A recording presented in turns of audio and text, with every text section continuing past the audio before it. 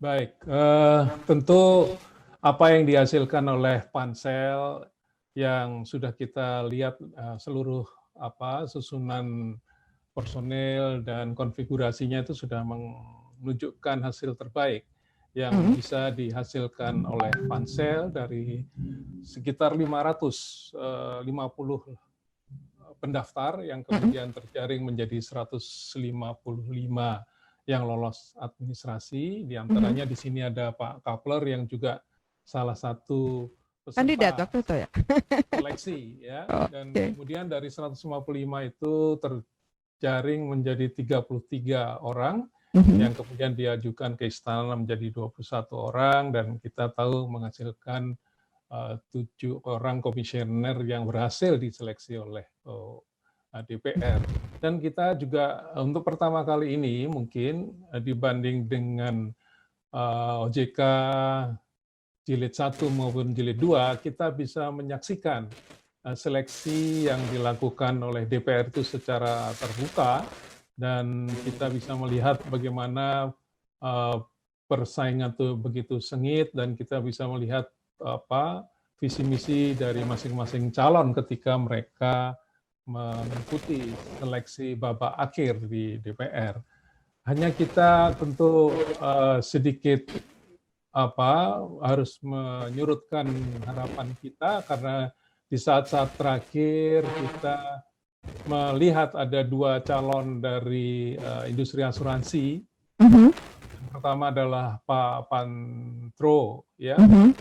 yang berasal di FG Live, dan Mhm. satu lagi Pak Usen dari komisioner pasar modal yang tadinya kita berharap bisa salah satu diantaranya bisa mengisi pos Mhm. komisioner Komisioner untuk IKNB IKNB, ya? namun akhirnya mereka harus gugur dan DPR memilih Pak Oki sebagai Oke. komisioner Oke, Pak Ir, saya IKNB. potong Pak Ir. Ya, Eh, silakan. apakah Pak Irfan kemudian kecewa dengan pilihan yang ada sekarang? Tentu kita tidak harus kecewa, tapi yang saya katakan tadi harapan di saat-saat terakhir sangat diberikan kepada Pak Pantro sebagai satu-satunya dari unsur asuransi yang Mhm. masih bertahan hingga babak akhir. Namun akhirnya kita harus mengakui pilihan yang diambil oleh DPR tentu dengan mempertimbangkan berbagai segi. Pak Ir, apa problem terbesar atau PR terbesar yang disisakan oleh OJK Jilid 2 untuk industri asuransi ke depan? Ya, tadi sudah saya singgung bahwa kita tahu bahwa fungsi OJK pertama adalah melakukan pengaturan, kedua pengawasan, ketiga perlindungan konsumen, dan yang tidak kurang juga adalah fungsi penyidikan. Dari keempat fungsi tersebut, yang paling tertinggal saat ini adalah fungsi perlindungan konsumen. Tapi itu tidak berdiri sendiri demikian saja, karena kita tahu bahwa literasi keuangan kita masih sangat rendah, yaitu sekitar 30% menurut survei OJK. Namun di sisi lain, inklusi keuangan kita sangat tinggi, sekitar 79-80%. Gap antara inklusi keuangan yang tinggi dan literasi keuangan yang rendah itu, belum lagi literasi asuransi. Literasi asuransi lebih rendah lagi.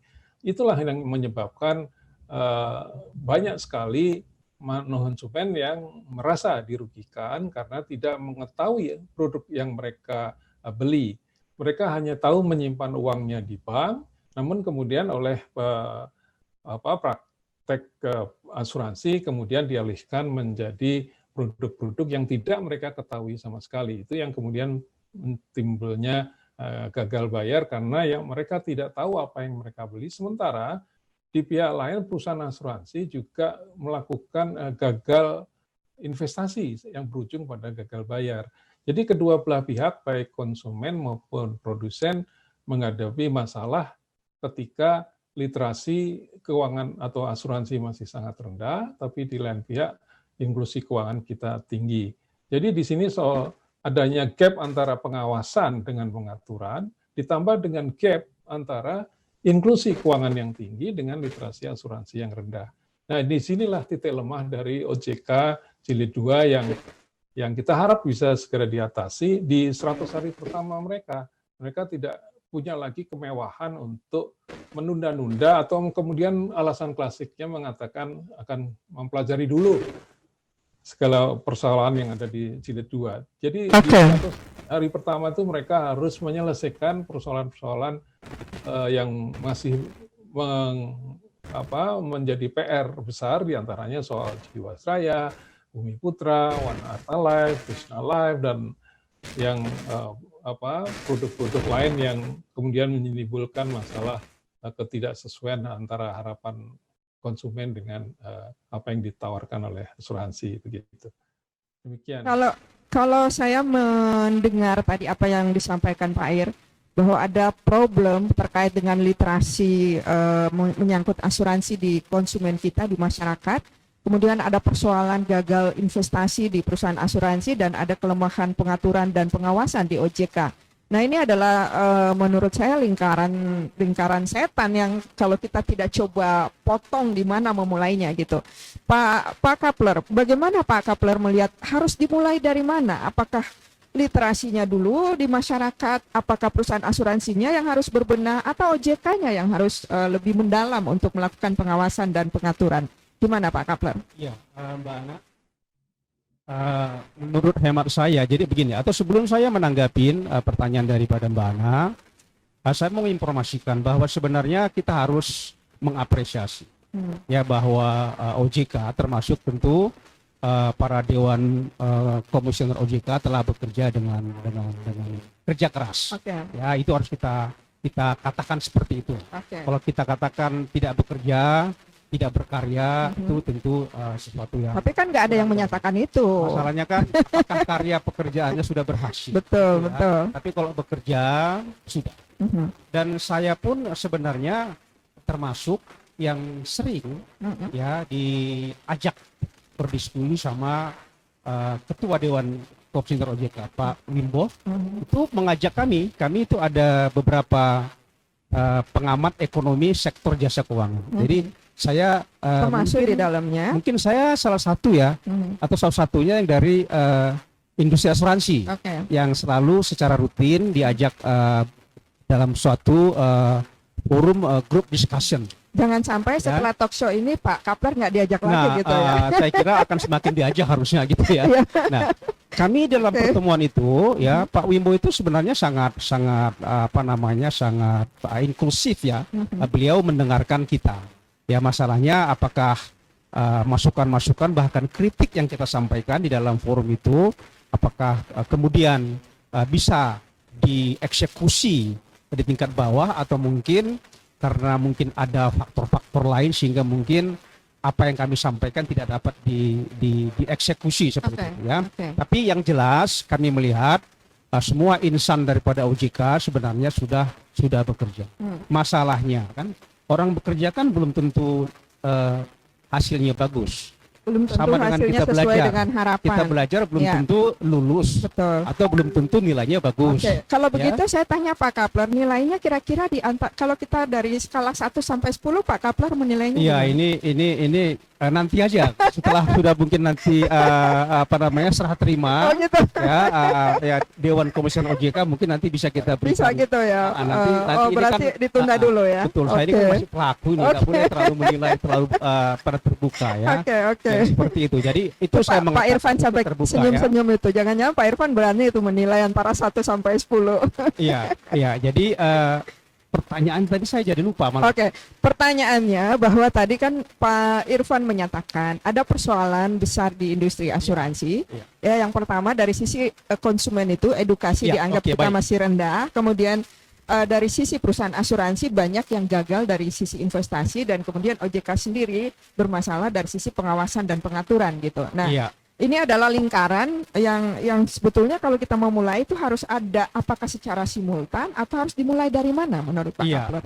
Salah satu tugas dan wewenang dari Dewan Komisioner OJK itu adalah membuat peraturan di dalam pekerjaan, pembinaan dan pengawasan sektor jasa keuangan termasuk tentu asuransi. Nah, kalau saya melihat dari perjalanan 2 periode ke belakang ini, ya, khususnya untuk periode yaitu jilid 2, banyaknya masalah-masalah yang kita melihat, ini bukan kata Kapler, tapi ini apa yang kita lihat, ya, bahwa banyak komplain, banyak tersisa kasus-kasus gagal bayar, maka penekanan dari pengawasan, khususnya di dalam peraturan perundangan, itu harus berorientasi kepada edukasi dan perlindungan konsumen. Jadi apapun kebijakannya nanti, utamanya harus melihat perlindungan konsumen. Nah, ini menjadi tugas daripada nanti ini Ibu Kiki ini. Oke. Saya manggilnya Mbak Kiki karena saya kenal ini Mbak Kiki ini mulai dari beliau tamat dari program MBA dari Amerika. Beliau itu pernah datang ke kantor saya tahun 2004. Ya. Bukan main. Saya melihat Mbak Kiki ini kita memiliki harapan. Kenapa saya katakan begitu? Waktu itu saya masih ingat ini, beliau mengatakan kepada saya, Pak Kapler, saya ingin berkenalan kepada banyak orang di sektor keuangan. Karena saya ingin menjalin komunikasi, saya ingin berkarya di industri keuangan. Jadi apa yang dikatakannya dulu itu terwujud. Beliau bisa menjadi salah satu anggota Dewan Komisioner untuk Perlindungan Konsumen. Tahun 2004 itu saya ingat. Beliau waktu itu datang ke kantor. Nah, Pak Kapler, apakah menurut Pak Kapler edukasi atau literasi di bidang asuransi khususnya untuk supaya tercipta perlindungan konsumen ini harus diawali dari OJK atau harus diawali dari mana? Nah, literasi, edukasi saya kira ini harus kita laksanakan secara paralel. Secara paralel? Tidak boleh hanya OJK saja di depan, tapi OJK di depan sebagai pionirnya, iya. Karena bicara mengenai literasi maupun edukasi, saya kira itu nanti kan perlu ada semacam ranah nih, ada petunjuknya, petunjuk pelaksanaannya. Bahkan mungkin ada perlu aturan perundangan supaya literasi itu bisa berjalan dengan baik. Nah, kan literasi masih rendah. Ya, asuransi masih rendah. Oleh karena itu perlu kita tingkatkan. Nah, mana yang duluan saya kira sama-sama harus dilaksanakan secara paralel. Karena nanti pelakunya juga kan harus juga sektor jasa keuangan melalui pegawai-pegawainya. Juga tentu melalui regulator yaitu OJK sendiri. Baik, saya ke Pak Irfan dulu. Pak Ir, tadi Pak Kapler menyatakan bahwa literasi keuangan itu harus dilakukan secara simultan. Saya kok melihat begini Pak Ir, sudah berpuluh tahun industri asuransi, setiap kali terjadi persoalan maka selalu kambing hitamnya adalah literasi asuransi rendah gitu loh.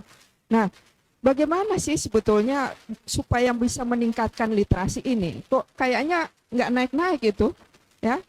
Kontribusi kita terhadap PDB juga kayaknya stagnan aja gitu loh. Nah, dengan kondisi sekarang, dengan berbagai persoalan yang disampaikan oleh Pak Irfan tadi, ada persoalan Jiwasraya, Bumi Putra, Wana Arta, belum konsumen unit link, dan kita selalu menyatakan menuding itu bahwa literasi asuransi rendah, padahal semuanya merasa sudah melakukan literasi itu.